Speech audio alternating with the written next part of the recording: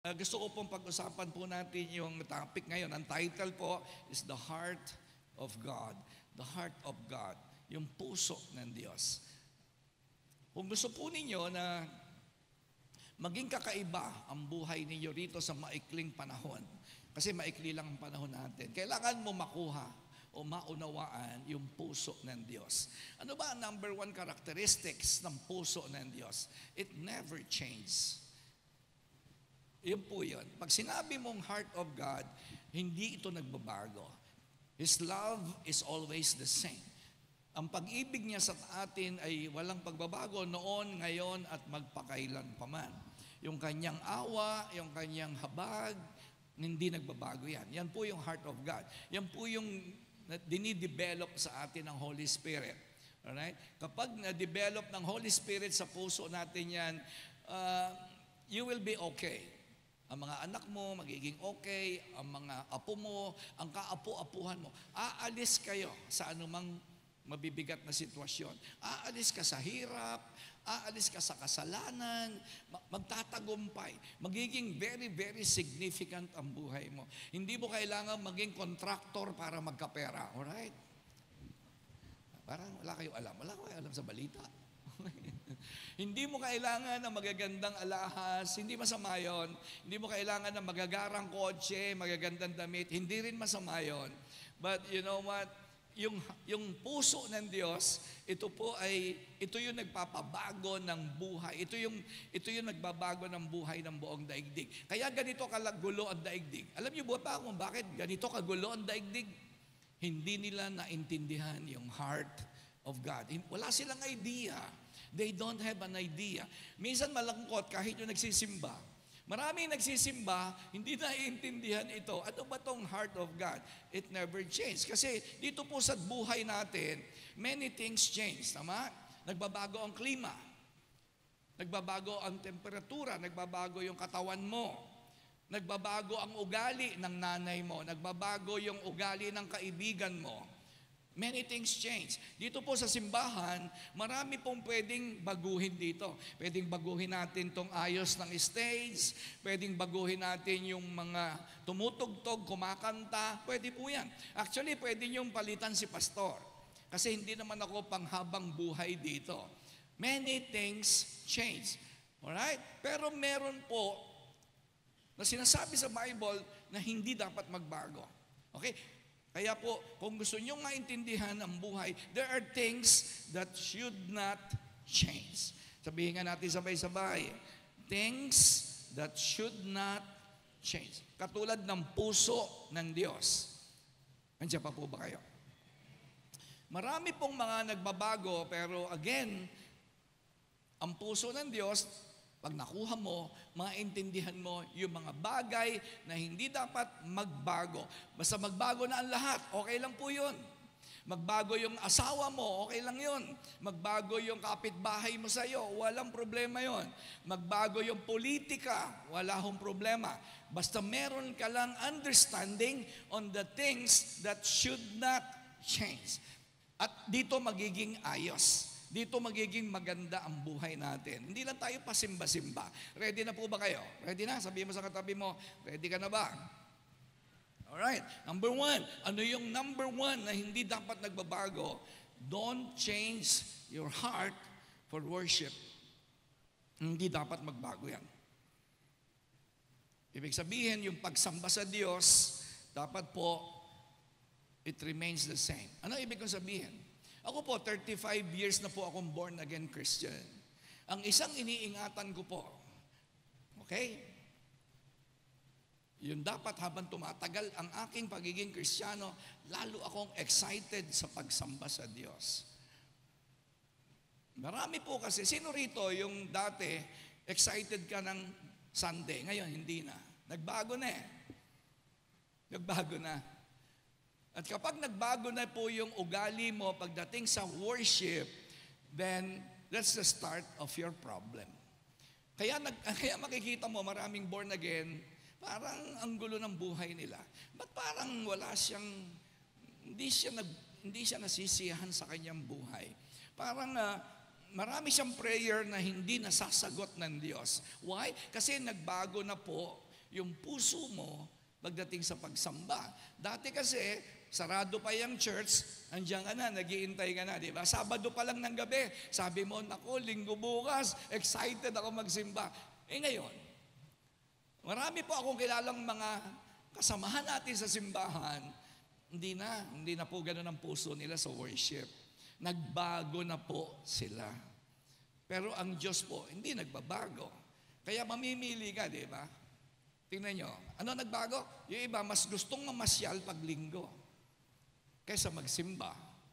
Tama po ba yan, mali? Sabi mo sa katabi mo, parang ikaw ang pinag-uusapan. Sino rito, dati excited ka sa pag-Sunday, ngayon, pag merong lakad ang pamilya, may lakad ang barkada, siyempre, pasyal muna. Tama? Ibig sabihin, nagbago ka na talaga. At yun, hindi makabubuti talaga sa'yo. Imagine, sa isang taon, alam nyo ba sa isang taon, meron lang 52 linggo, meron kang 365 days a year na pwede kang mamili kung kailan kayo magbubulakbol, kailan ka mamamasyal, tinapat mo pa ng linggo. Ano ibig sabihin nun? Nagbago na ang puso mo sa pagsamba. Yung iba po, pag may sports, alam nyo sa Amerika, ito po ang makikita nyo sa Amerika pag nagpunta kayo, no? Kaya ang daming problema ng Amerika ngayon eh. Alam niyo sa Amerika ngayon, ang 7 years old na bata, pwede nang mag-sex transplant. 7 years old, 8, 9, walang pakialam ang magulang. Hindi siya mapipigil ng magulang niya. Kapag ang isang bata na grade 1, sabi niya, lalaki siya, gusto ko maging babae. Ay, wala pong mapipigil doon. May batas na pong ganon. Buti na lang, nanalo po si Donald Trump. Kasi ni-reverse niya yon, yung mga bagay na yon.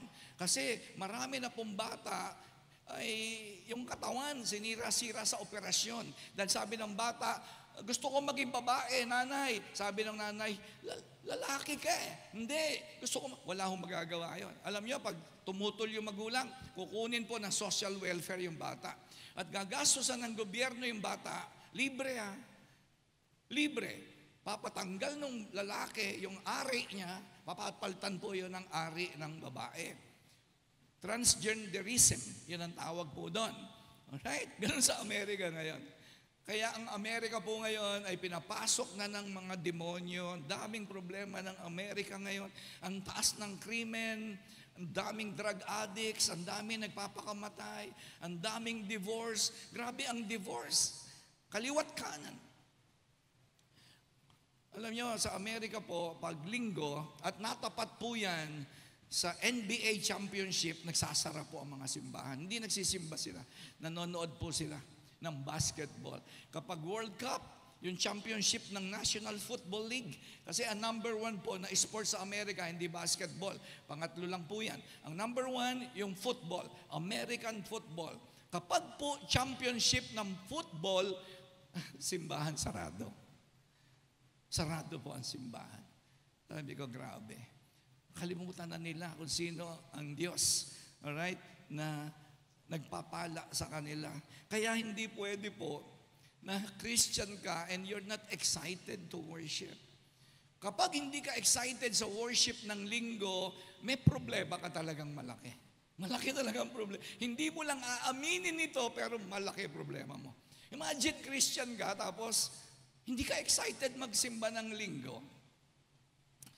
Kaya alam niyo, dapat ang mga kabataan, ngayon pa lang dapat ngayon pa lang ang mga kabataan, sabihin natin sa kanila, mas mahalaga ang simbahan kaysa sa sports, kaysa sa education, kaysa sa business, kaysa sa pera. Kita niyo yung mga magnanakaw na congressman ngayon?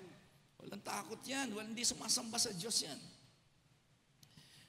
Kaya pag ikaw ay nawala na yung pagsamba mo, ang mangyayari sa iyo, matatakot ka na sa Diyos.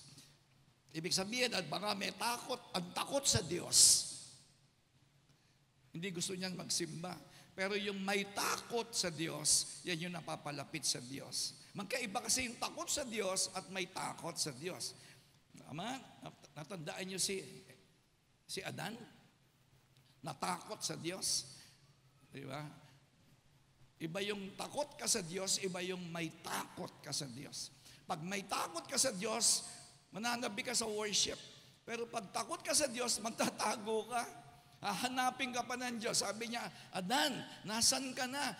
Nagtatago po kami. Bakit? Natatakot po ako. Right? Kasi something happened. May nagbago sa kanila, sa kanilang pagsamba sa Diyos. Kaya yung mga bata ngayon, alam niyo yung mga bata ngayon, high school, hindi na mga virgin, yung mga babae, tama? Nakikipag-sex na yan sa mga boyfriend nila, sa girlfriend nila. Kaya dapat ang mga bata ay ma-expose sa mga bagay na mahalaga ang Diyos sa lahat. Pag hindi po, magyayari po yung nangyari noong unang, ano ba nangyari noong unang panahon? Bakit ginunaw po ng Diyos ang mundo noon sa panahon ni Noah? Tatandaan niyo yun? Sino po rito buhay na noon? Si Enrile lang yata. Ano? Alam niyo bakit po bumaha sa Genesis? Kasi po alam niyo, hindi po yung kasalanan lang na pagnanakaw. Alam niyo, kasalanan nila ay sexual immorality. Bakit? Tandaan ninyo, nakasulat sa Bible, ang mga tao ay nakikipag-sex sa mga angels. Right? Sa Genesis niyo mababasa yon. So hindi po ginunaw ng Diyos ang daigdig. Nilinis niya. Nilinis. Bumaha. Palagay ko kaya bumabaha sa Nabotas, nililinis ka lang. Sabihin mo sa katabi mo. No? Kaya pala, walang flood control. Alright? Ang dahilan. Okay? Baka kasi nag-iisip kayo bakit ginunaw ng Diyos ang tao? Nilinis. Bakit? Sexual immorality. Mga sex, kasalanang sexual. Katulad ngayon, mga hindi mag-asawa, nagsisex. Lalaki sa lalaki, nagsisex. Babae sa babae, nagsisex yan. Yan yung nangyari noong panahon. Patapos, Sodom at Gomorrah. Remember?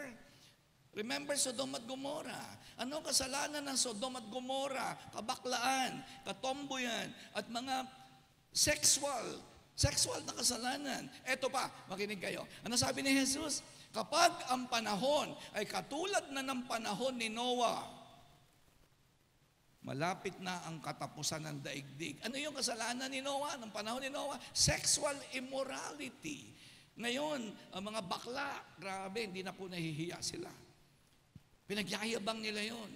Right? May boyfriend, nasa TV yan, lalaki sa lalaki, babae sa babae. Tapos yung ginawa ng Diyos na babae, papaltan nila ng ari ng lalaki.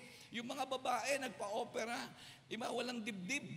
Nakita ko yung picture sa Facebook, yung babae, pinatanggal yung dibdib niya, naghubad siya.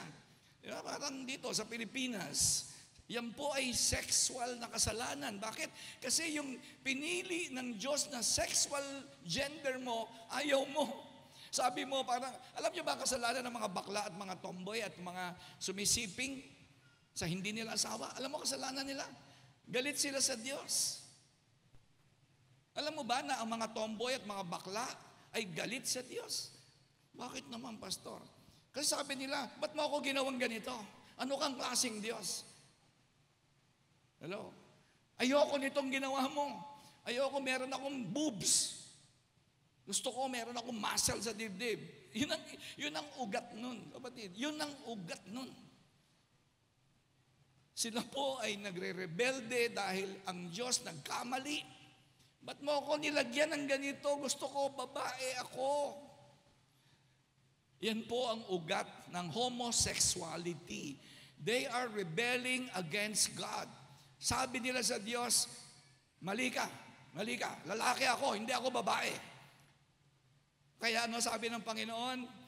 Pag ang panahon ay katulad na ng panahon ni Noah, malapit ko nang gunawin, babalik na ako. Sabi po ng Bible. Nandiyan pa po ba kayo?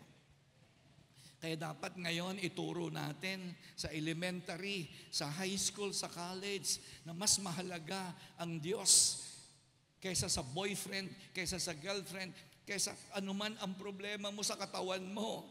Hindi nagkakamali ang Diyos. Mas mahalaga ang Diyos sa sports. Mas mahalaga siya sa iyong educational attainment.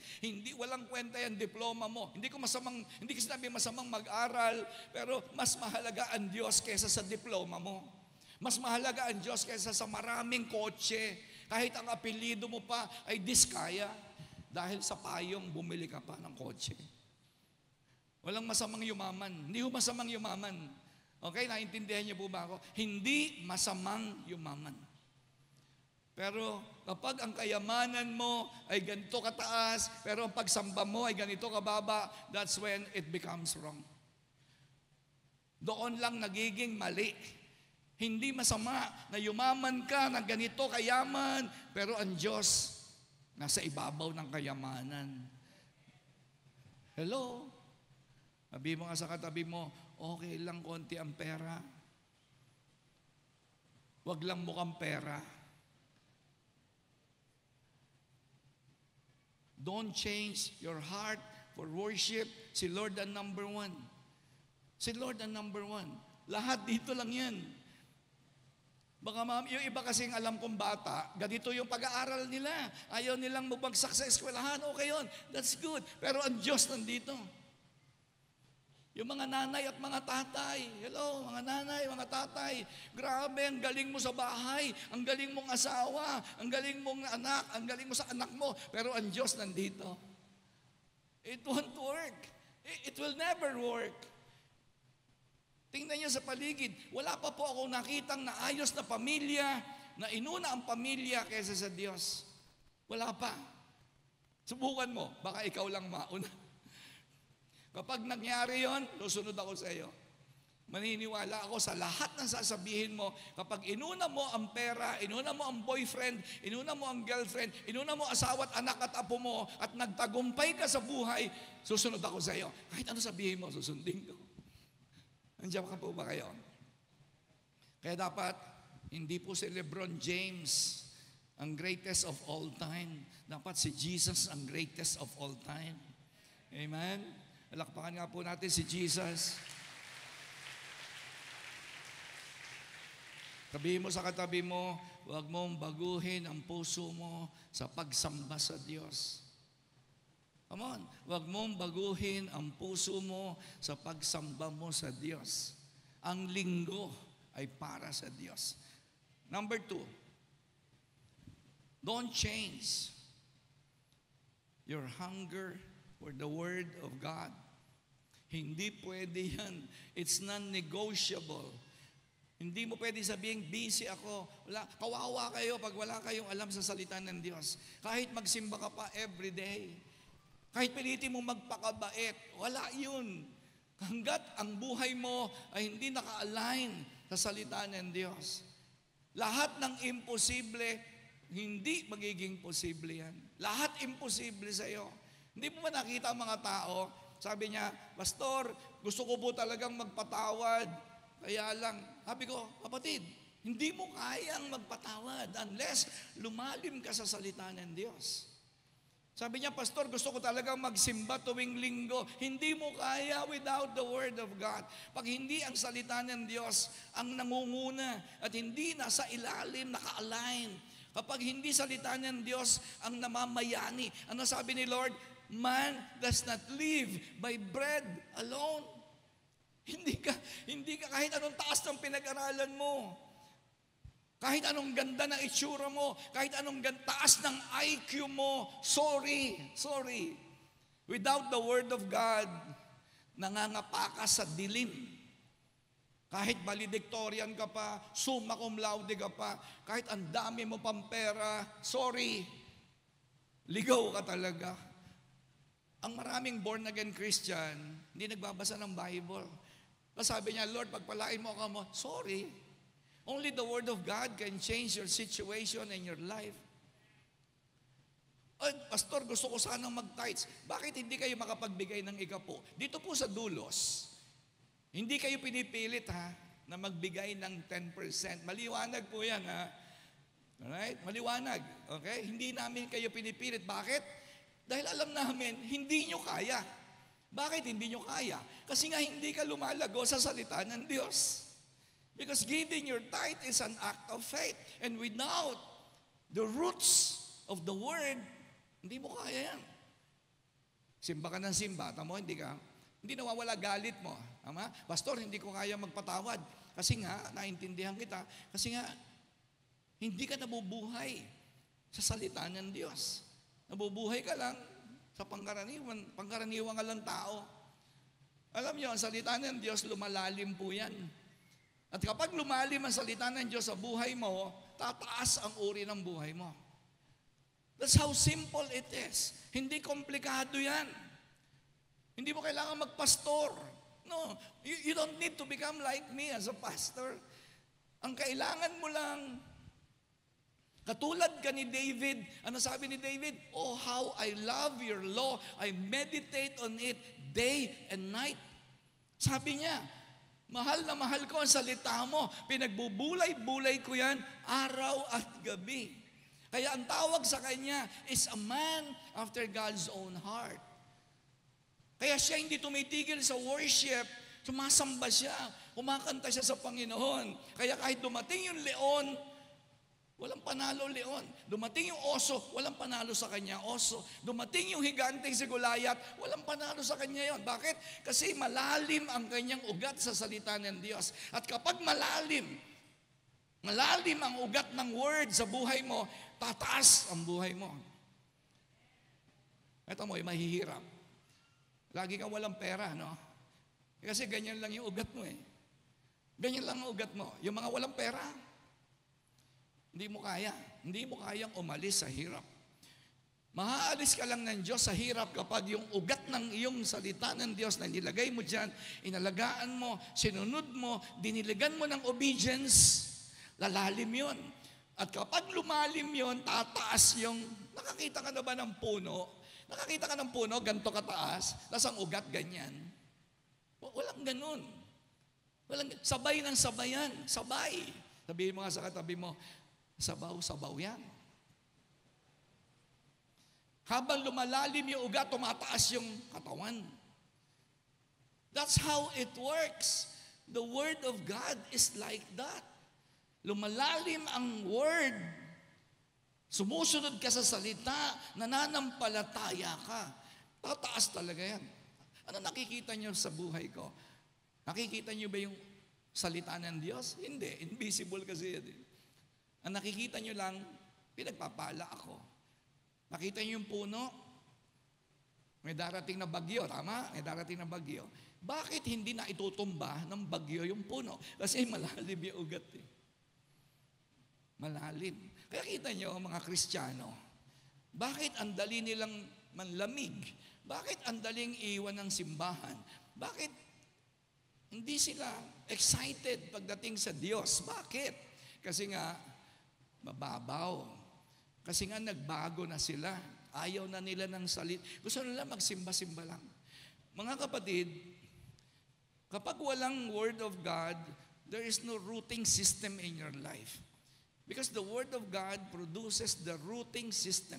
Yan yung kumakapit ng malalim para kahit anong mangyari sa ibabaw. Ano importante? Yung pundasyon ng building o yung building? Siyempre yung pundasyon. Hindi mo nakikita yon. Pero yun ang importante. Ano importante? Yung ugat o yung katawan ng puno? Siyempre yung ugat. Ikaw. Ano importante? Yung damit mo, yung suot mong alahas, yung laki ng sweldo mo, o yung salita ng Diyos. Kasi dadating ang problema, tutumba ka talaga. Alam mo, pagdating ng problema, tutumba ka. Hindi ka tatagal. Believe me. Kaya hinahanda natin ang sarili natin. Kaya nga, ang salita ng Diyos, dapat hindi nawawala po yan, is our filtering system. Amen? Ang tawag po sa Bible ay filtering system. Why? Kasi there's so many negative in this world. Hindi mo kayang i-filter yan. Alam mo ba yon? Na hindi mo kayang i-filter yung fake sa original. Alam mo yan? Ang pag-asa mo lang para malaman mo kung ano yung masama at mali at matama at mabuti, yung salita ng Diyos. Yun lang, wala nang iba. Kaya kita nyo, nagsisimba ka pero sumasansaw ka sa kasalanan. Kasi hindi mo alam eh. Wala ka kasing Word of God. Kapag hindi ka lumalalim sa salita ng Diyos, hindi mo mapifilter yung tukso ng demonyo. Akala mo, okay naman Di ba? Kaya tamo, may katwiran kayo. Ano lang naman yung pagsisinungaling ko? Konti lang naman. Bakit? Kasi nga hindi ka lumalago sa salita ng Diyos. Kaya sabi mo, okay lang magsinungaling, basta konti. Okay lang magnakaw. O sa hindi ako katulad ng congressman. Siya naman, ninanakaw niya 1 billion. Ako naman, 10 piso lang. Akala mo, magkaiba yun. Ano? Hindi, parehong kasalanan yun. Bakit hindi mo ma-distinguish? Bakit hindi mo malaman kung ano yung mali at tama? Kasi nga, hindi ka lumalalim sa salita ng Diyos. Kaya yung heart of God, yung puso ng Diyos, kapatid, yung abortion, 5,000 years ago, kasalanan sa Diyos ngayon yun kasi hindi siya nagbabago. Ang pakikipag-sex sa hindi mo asawa, galit ang Diyos dyan, 5,000 years ago, galit pa rin siya ngayon because His heart never changed. Pero pag wala kang salita ng Diyos, sasabihin mo, hindi, ginagawa naman nila yan. Tama? Kasi yung kaklase ko, alam ko, nagsesex sila ng boyfriend naman niya. Okay naman, mukhang masaya naman sila. Tama? Punta mo, yung kaklase ko, nagmumura, pero parang okay naman. Kasi nga, bakit parang okay? Hindi mo alam ang masama at mabuti. Kasi hindi mo alam na ang Diyos hindi nagbabago. Kung ano yung masama sa Kanya nung unang panahon, masama pa rin ngayon at masama pa rin yan sa darating na panahon. Ama? Ikaw, sumasabay ka sa panahon. Lahat naman nagnanakaw Okay naman siguro magnakaw kahit konti. Di ba? Hindi naman sila nagsisimba pag linggo. Bakit sila hindi nagsisimba ng linggo? Pero mukhang okay naman ang buhay nila. Why? Hindi nga nila alam yung salita ng Diyos Hindi nila alam. Ikaw, gumagaya ka. Why? Because you don't have the Word of God. Nandiyan pa po ba kayo? Paano mo nasabing ikaw ay Christian kung di ka excited sa salita ng Diyos? Right? Paano mo nasabi na papunta ka ng langit kung dito sa lupa, hindi ka sanay na kumain ng salita ng Diyos? Kasi pagdating mo sa langit, puro salita ng Diyos ang nakainin mo dun Paano ka masasanay na kumain ng salita ng Diyos doon, dito nga hindi ka nagsasanay? Paano mo nasabi na papunta kang langit?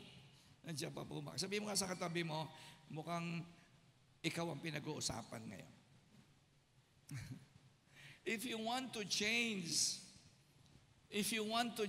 the Word of God will back you up. Hindi mo kayang magbago. Kunyari, bakla ka, hindi mo kayang magbago. Kahit sabihin mo, gusto ka na magbago. Nilubog ka na ng tatay mo sa drum. Ano ka, lalaki ka. Babae ko, ako, lubog, babae ko. Panghuli, ano ka? Sirena.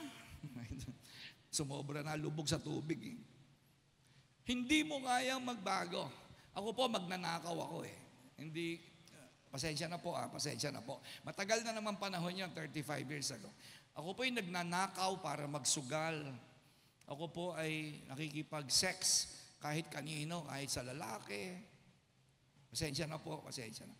Gusto ko magbago, hindi ko magawa. Hindi ko talaga kaya. Ayoko na magnakaw, ayoko na magsugal, ayoko na manigarilyo, ayoko na uminom, ayoko na manood ng pornography. Lahat pong yan ay kinasusuklaman ko. Kaya lang, hindi ko talaga magawa.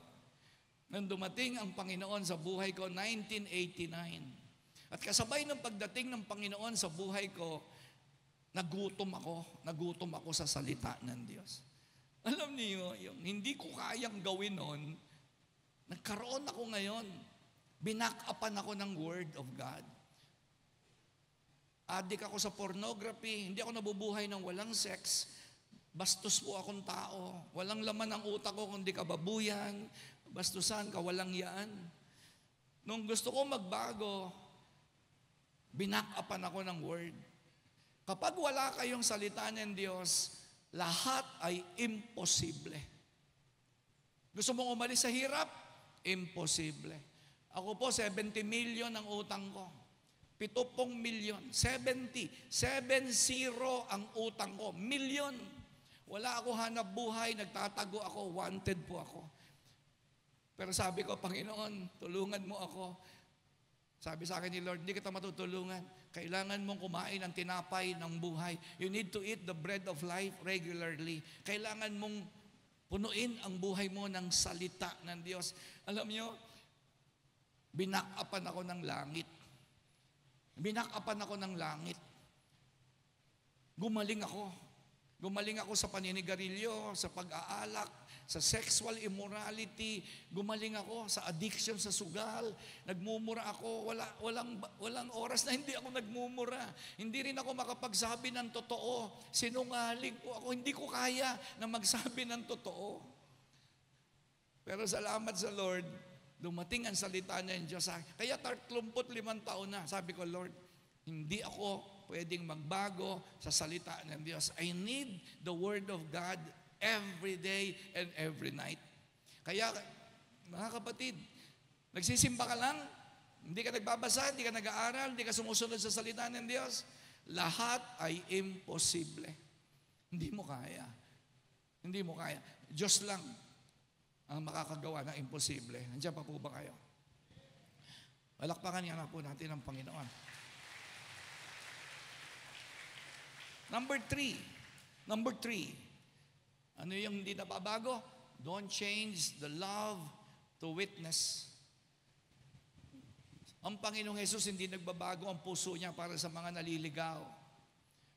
He's the same yesterday, today, and forever. Namatay siya sa cross para maligtas ang makasalanan na katulad ko. At hindi nagbabago yon. Kaya ako hindi pwede na magbago ang puso ko pag nakakakita po ako ng mga napapariwara ang buhay, mga teenagers, mga homosexuals, naawa ako sa kanila. Pag nakakita ko baon sa utang, grabe, ang hirap ng baon sa utang, naranasan ko yan. Hindi ako nakakatulog dahil ang daming nagniningil sa akin. Wanted po ako.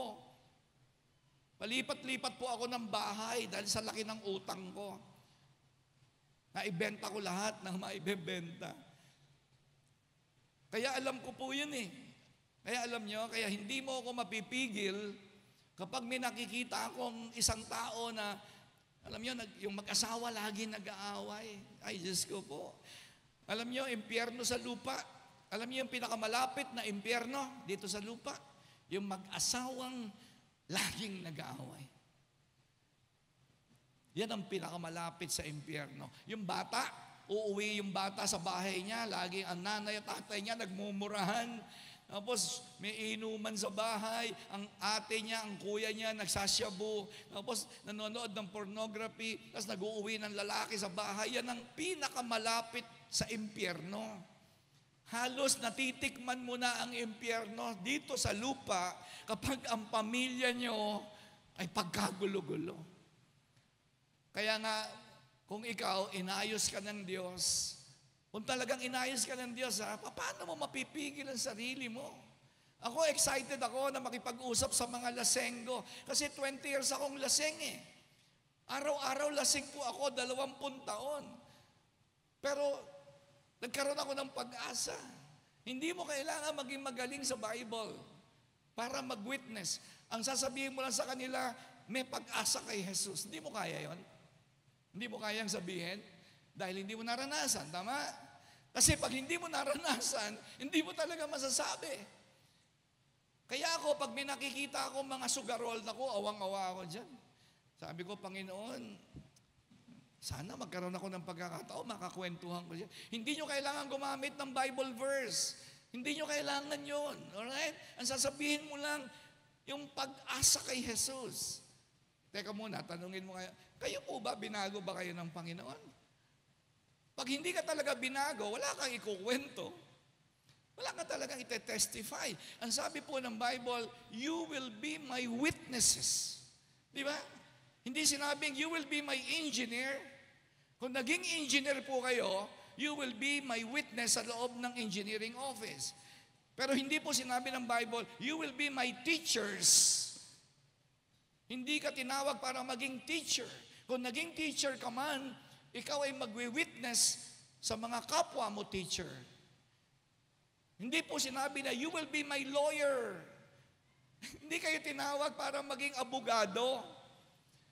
Tinawag kayo para magkwento tungkol sa Diyos. At kung naging abogado ka, yung kapwa mo abogado makakadinig tungkol kay Jesus. Wala kayong mababasa na tinawag ka para maging doktor. Walang ganun. Hindi kita tinawag para maging bilyonaryo. Walang ganon. Tinawag kita, sabi ng Bible, para magkwento. You will be my witnesses from Jerusalem, Judea, Samaria, to the ends of the world. Kung engineer ka, very good. Pero hindi ka tinawag ng Diyos para maging engineer at kumita ng pera. Tinawag ka na naging engineer ka para yung kapwa mo mga empleyado makadinig tungkol kay Jesus. Sino rito, narinig mo, sabi ni Lord, ikaw ay magiging dentista in Jesus' name. Ewan ko, si Dano, narinig mo ba, Dano? Magiging tagagawa ka ng pustiso. Walang ganun. Ngayon, si Dano gumagawa ng pustiso, pero lahat ng bungal dapat makadinig. Tungkol kay Jesus. Baka mamaya, magkaroon lang ng ngipin, napunta naman ng impyerno. Di mas mainam ng bungal, tingnan mo yung katabi mo kung kulang sa ngipin, papuntahin nyo kay Dano, hindi lang po yan magkakangipin, napupunta pa yan ng purgatorio, ng langit. Hindi kayo tinawag para maging teacher. Tinawag kayo para maging witness. Kaya kung kayo estudyante, there's more reason for you to wake up every day. Hindi ka tinatamad mag-aral. Bakit? Kasi hindi ka pumapasok para makinig sa teacher mo. Pumapasok ka to witness. Kaya tamad kayo Tama? Alam niyo, kaya tamad kayo. Kasi wala ka sa purpose. Ang ibig sabihin ng purpose, you have the reason to wake up every morning with excitement. Bakit? Kasi alam mo, gumigising ka sa purpose. Hindi ako piloto. Ako po piloto. Pero na magpiloto po ako, napariwara po ako. Napariwara. Hindi ko kasi alam na kaya pala ako pinagpiloto ng Lord para yung mga tao makikinig sa akin tungkol kay Jesus. Kasi nga, alam mo naman, mataas ang pinag-aralan, di ba? Tapos, bino mo, piloto ka. Hindi. Ang ginawa ko, nung magpiloto po ako, ginamit ko sa kasamaan. Nag-smuggle po ako ng mga baril, nagpapasok ako ng baril mula sa ibang bansa, papunta rito sa Pilipinas, nagpayaman po ako, nagsugal. Kasi nakaloko-loko buhay ko. Kaya kita nyo mga empleyado, sino rito mga empleyado? Bakit tamad na tamad kang pumasok sa opisina after 3 years? Kasi you are no longer waking up every morning with a purpose. Mabuburyong kayo dyan. Alam mo yun, araw-araw pasok ka sa opisina para lang kumita ng pera. Ay, Diyos ko po. Mawawalan kayo ng saya. Pag natagpuan mo lang yung calling mo, ano yun? Purpose. Hindi ka matitigil sa pagkukwento. Kaya ngayon, pag gumising ka sa umaga, hindi ka na pumupunta sa opisina para kumita ng pera. Pumupunta ka na sa opisina dahil mag-witness ka. Dahil marami sa opisina, papuntang impyerno. Alam mo ba sa Nabotas, mga kapatid, baka tiga Nabotas? Alam niyo ba, mga tiga Nabotas na pupunta ng impyerno ay mahigit 200,000. Walang relasyon kay Jesus. Kaya napupuyat po ako sa prayer. Totoo po yun. Ang pupunta sa impyerno, sa Nabotas at Malabon ay milyon-milyon. Tapos nandyan ka, hindi ka nagwi-witness. Matatapos na po ang 2025. Mga kapatid, matatapos na ang 2025. Kung tatanungin kita, kahit isa ba, may na-born again ba sa taong nasa tabi mo? Huwag mo nang iligtas ang buong Nabotas. Hindi ka naman tinawag na tagapagligtas ng Nabotas Tinawag ka para may maligtas kahit isa. Tanungin kita, sige, simba ka ng simba. Simba ka ng simba. Alright? Matatapos na ang 2025, Meron ba kahit isa na na-born again? Sa loob ng taon na ito? Nung nakaraang taon. Ako po, 35 years, libo na po ang pupunta ng langit. Libo na po. Glory to God. Sa Diyos po ang papuri. Hindi ako nagyayabang. Pero sa loob ng 35 taon, ang dami na pong nabago ang buhay dahil ginamit yung kwento ko. Kahit wala akong alam sa Bible, kahit hindi ako magsabi ng John 3:16, kahit hindi ako magsabi ng mga talata o sitas, hindi importante yon. Ang importante yon, ikaw ay nagkaroon ng pag-asa dahil dumating si Jesus sa buhay mo.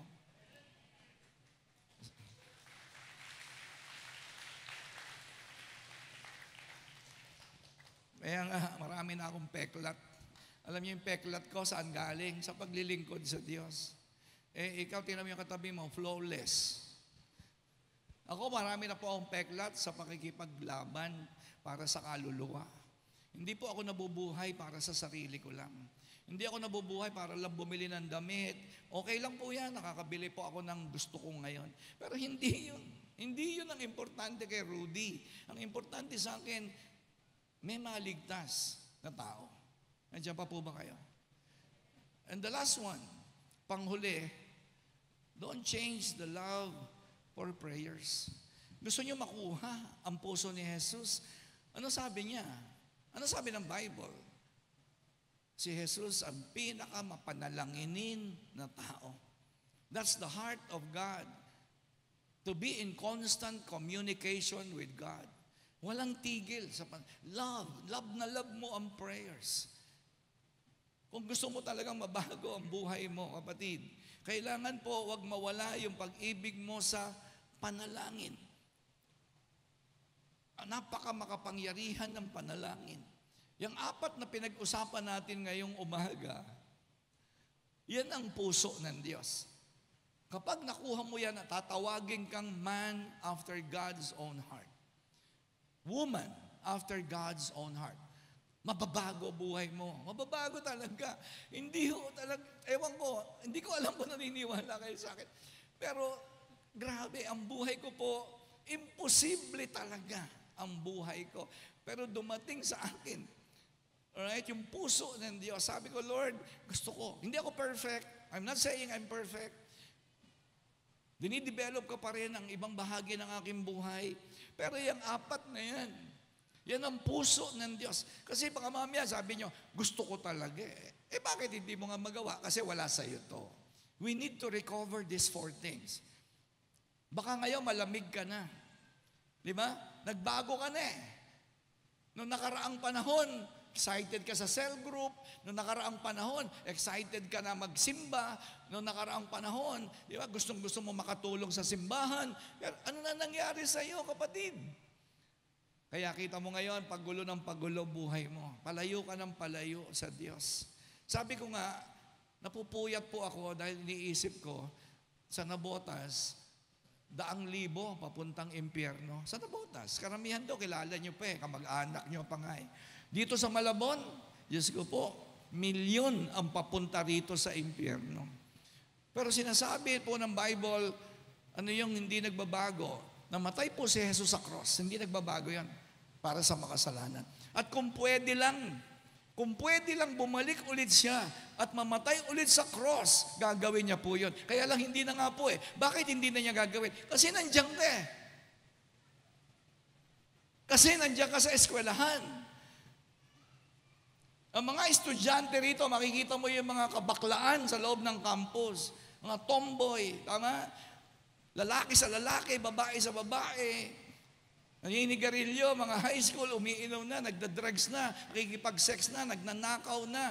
Diba? Mga rebelde, mga palaban sa magulang. Grabe, tapos ikaw, Christian ka, nagsisimba ka sa dulos, tapos magpapasok ka sa eskwelahan, ang gusto mo lang, pumasa ka sa exam. Anong klaseng buhay yun? Hindi ka tinawag para maging estudyante. Tinawag ka para ikwento sa kaklase mo na merong Jesus na nagbibigay ng pag-asa no matter how impossible it may seem. Walang imposible sa Diyos. Kaya nga, itong last verse, itong huling-huli, pag ito lang naging buhay ninyo, magiging okay na kayo, pati anak nyo, apo nyo, kaapo-apuhan nyo, huwag na kayong mag-alala, magiging okay. Ang sabi ni Jesus, ito ang puso, ito ang buong Bible. Gusto niyo malaman kung ano buong Bible? Ayan, yan 3 verse na yan. Hindi niyo na kailangan kabisaduhin ang Genesis to Revelation. Ito lang, ilagay mo lang to sa puso mo, i-meditate mo, sundin mo, humingi ka ng tulong sa Diyos na sana makuha mo yan and you will be okay. Even your children and your children's children up to the 1,000th generation. Ano sabi ni Jesus? Love the Lord your God. Yan ang Bible. Yan po ang Bible. Love the Lord your God. Kahit nagsisimba ka, hindi mo naman mahal ang Diyos eh. Hindi ka naman excited sa worship. Wala ka naman pakialam sa Bible. wala na. Kahit anong gawin mo, hindi ka aalis. Hindi mababago buhay. Kawawa anak mo, kawawa apo mo. Kasi wala kang ipinamana sa kanila. Kapag ang pinamana mo sa kanila, pera lang, anong kwenta ka naman tatay? Kung magaling kang tatay, pakilala mo ang Diyos sa mga anak mo. Ang sabi, love the Lord your God with all your heart and with all your soul and with all your mind. This is the first and greatest commandment. And the second, dalawa lang. Ang buong Bible, dalawa lang. Love your neighbor as yourself. Huwag kayong magsalita na masama laban sa kapwa nyo. Huwag kayong manira. Huwag kayong gumawa ng mga maling paratang. Mahalin ang kapwa, patawarin ang mga nagkasala sa atin. Yan ang buong Bible. Wala ka ng dahilan, kapatid. Hindi mo pwede sabihin, ay hindi ko alam ang Bible, pastor. Ayan na nga, oh. Ayan na ang buong Bible. Hello? At kung gusto nyo malaman ang buong gospel, mababasa nyo sa Matthew, Mark, Luke, and John. Kung gusto nyo malaman ang gospel, ebanghelyo, yung buhay ni Jesus, yung itinuro ni Jesus, Mateo, Marcos, Lucas, at Juan, yan po yung buong gospel. Ito buong Bible. Are you listening? Mababago buhay mo. Sabihin mo sa katabi mo, mababago buhay mo. Makikinabang ang mga anak mo. Hello, nandiyan pa po ba kayo? Pwede po ba tumayo tayong lahat? Hindi mo kailangan mabuhay sa kasalanan, kapatid. Hindi mo kailangan na mawala ng pag-asa. Laging may pag-asa kay Jesus. Laging may pag-asa kay Jesus. Kaya ngayong umaga po, ang pinag-usapan natin, the heart of God, right? At gustong-gusto ng Panginoon, makuha natin yung puso niya. Huwag niyo walang baguhin. Alright? Huwag niyong baguhin.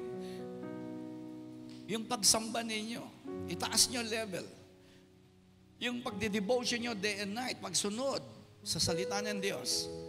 I-align niyo ang buhay ninyo sa salita ng Diyos. At habang lumalalim kayo sa salita ng Diyos, tumataas ang uri, yung quality ng buhay mo. Kaya pag ganito, hirap na hirap ka. Sino rito ngayon, ganyan lang ang buhay mo? Hirap na hirap. Kasi ganyan lang ang lalim mo pagdating sa salita ng Diyos. Ganun lang kasimple yun. Hindi ho komplikado ang buhay. Ang daling intindihin ang buhay. Kapag ganito kalalim ang pananampalataya, ganito lang din ang makikita sa buhay mo. Pero kung gusto mo na makita yung buhay mo namumunga, lumalago, sabay lagi yan, sabay. Lumalalim, tumataas. Lumalalim, tumataas. Lumalalim, tumataas. Alright? At hindi nakukuha yon sa pagsimba-simba lang every Sunday.